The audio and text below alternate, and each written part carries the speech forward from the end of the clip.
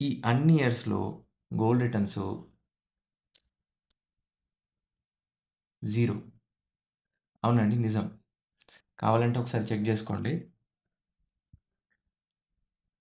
మామూలుగా చాలామంది ఏమనుకుంటుంటారంటే gold is gold. ఎప్పటికీ గోల్డ్ పెరుగుతూనే ఉంటది. తగ్గదు అని అనుకుంటారు. అలా ఉండదండి. ఏ అసెట్ అయినా గోల్డ్ అయినా, స్టాక్స్ అయినా, మ్యూచువల్ ఫండ్స్, రియల్ ఎస్టేట్ ఏదైనా ఎప్పటికి పెరుగుతూనే ఉండదు. కరెక్షన్ అవుతది. పడుతుంటది, లేస్తుంటది. మార్కెట్ అంటేనే అంత. అప్ అండ్ డౌన్స్ ఉంటాయన్నట్టు. సో, ఇప్పుడు గూడా గోల్డ్ ఇగ పెరుగుతూనే ఉంటది. ఇగ తగ్గదు. అట్లేం అనుకోకండి. ఫర్ ఎగ్జాంపుల్ ఇది 2005 నుంచి 2025 వరకు గోల్డ్ రేట్ యొక్క గ్రాఫ్. ఇక్కడ చూడండి. ఇక్కడ హైలైట్ చేసింది. ఇది 2012 నుంచి 2018 వరకు ఒక యావరేజ్‌గా ఒక 31,000 ఉండే 2018 2012ల. అక్కడి నుంచి యాక్చువల్‌గా గోల్డ్ రేట్ పడింది. పెరగలేదు.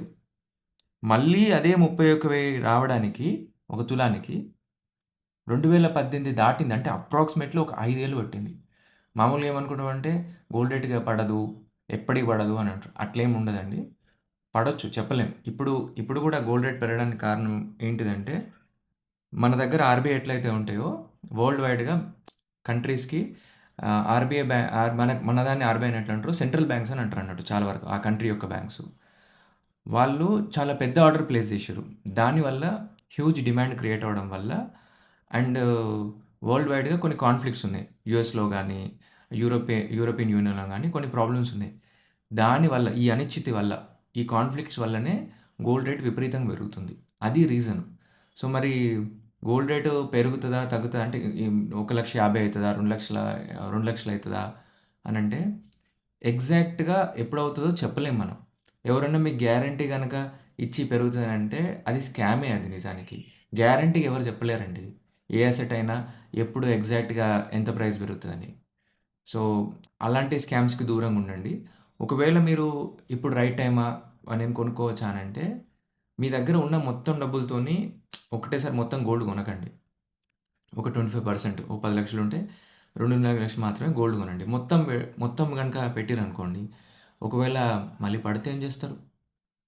సో, ఎలా అయితే కొనకపోతే ఏమైతదో అనేదాన్ని ఫోమో అంటారు. అంటే ఫియర్ ఆఫ్ మిస్సింగ్ అంటారు. కొంటే పడిపోతదని భయపడేదాన్ని ఫోబియా అంటారు. ఫియర్ ఆఫ్ బీయింగ్ ఇన్వెస్టెడ్ అంటాడు. సో, ఈ 2 కేటగరీలో జనముంటారు.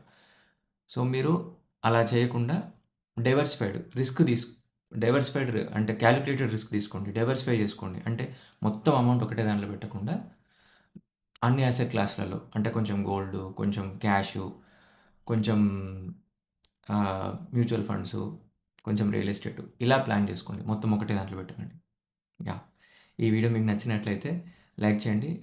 గోల్డ్ 2,00,000 అయితదన్న మీ ఫ్రెండ్స్‌కి ఈ వీడియోని షేర్ చేయండి. Thank you.